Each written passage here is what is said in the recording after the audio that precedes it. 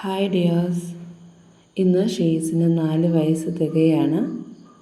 Doctor Jayaprakash sir തിരികൊളുത്തി അനുഗ്രഹിച്ച ഈ പ്രസ്ഥാനം നാട്ടിലെ ഓരോ അമ്മമാർക്കും കുട്ടികൾക്കും പ്രയോജനം ചെയ്യുന്നു എന്നറിയുന്നതിൽ അതീവ സന്തോഷമുണ്ട്.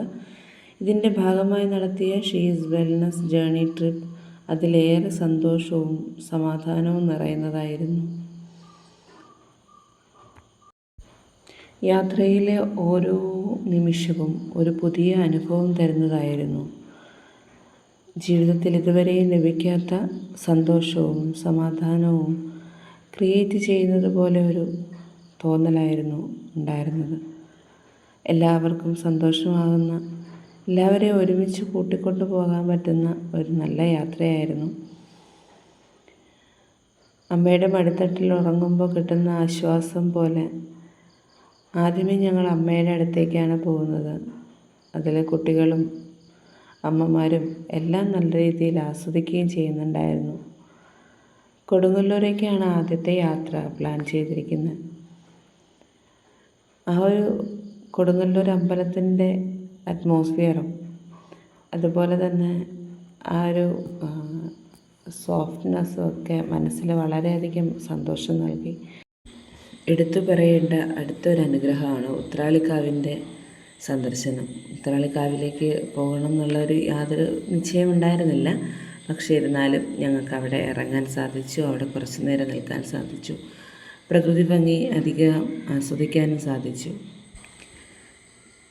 പിന്നീട് ഞങ്ങൾ പോയത് അനിൽകുമാർ സാറിൻ്റെ രഥത്തിലേക്കാണ്.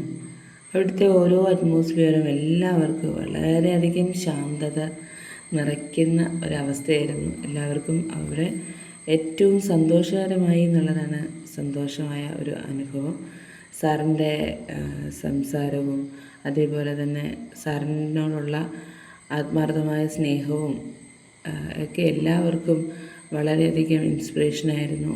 അഗ്നിയുടെ വലിയൊരു ഭാഗമാകാനും അതേപോലെ അവിടുത്തെ തിരുവല്ലോമല ക്ഷേത്ര ദർശനവും എല്ലാവർക്കും മനസ്സിൽ സന്തോഷം നിറയ്ക്കുന്നതായിരുന്നു.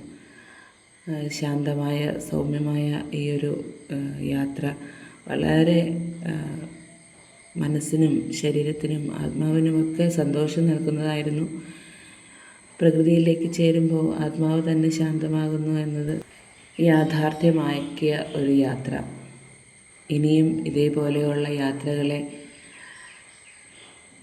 പ്രോത്സാഹിപ്പിക്കാനും അതേപോലെ തന്നെ ഷീസിൻ്റെ ഒരു ഭാഗമാകാനും എല്ലാവരും ഉണ്ടെന്ന ശുഭപ്രതീക്ഷയോടെ സൈനിങ് ഓഫ്.